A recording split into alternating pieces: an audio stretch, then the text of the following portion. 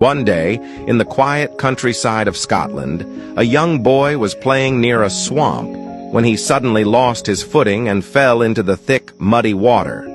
The more he struggled, the deeper he sank. Terrified, he screamed for help, his cries echoing across the open fields. A poor farmer named Fleming was working nearby when he heard the desperate cries. Without a second thought, he dropped his tools and ran toward the sound. As he reached the edge of the swamp, he saw the child flailing, barely able to keep his head above the water. Thinking quickly, Fleming grabbed a long, sturdy branch, waded into the muddy ground, and stretched it toward the boy. With great effort and at the risk of his own life, he managed to pull the child to safety. Exhausted but relieved, he helped the boy to his feet and sent him home. The next day, a luxurious car stopped in front of Fleming's modest hut. A wealthy man stepped out, approached the farmer, and said, "I am the father of the child you saved yesterday. I cannot thank you enough for saving my son's life. I know I can never truly repay you, but is there anything I can do for you?"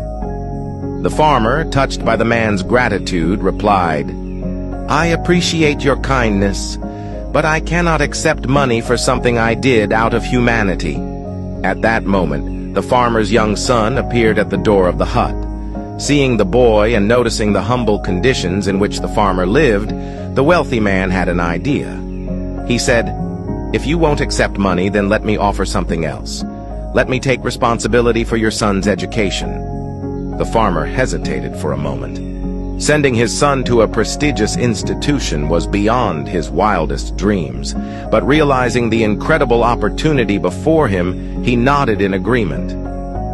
Thanks to the sponsorship, young Alexander Fleming was admitted to the finest schools, where he excelled in his studies. He later attended St. Mary's Hospital Medical School in London, where his relentless curiosity and scientific brilliance led him to a groundbreaking discovery: the world's first antibiotic, penicillin, in 1928. This miraculous drug would go on to save millions of lives. But the story doesn't end there. Years later, during World War II, the wealthy man's son fell seriously ill with pneumonia. His condition was critical, and his survival seemed uncertain. He was treated with penicillin, the very drug discovered by none other than Sir Alexander Fleming.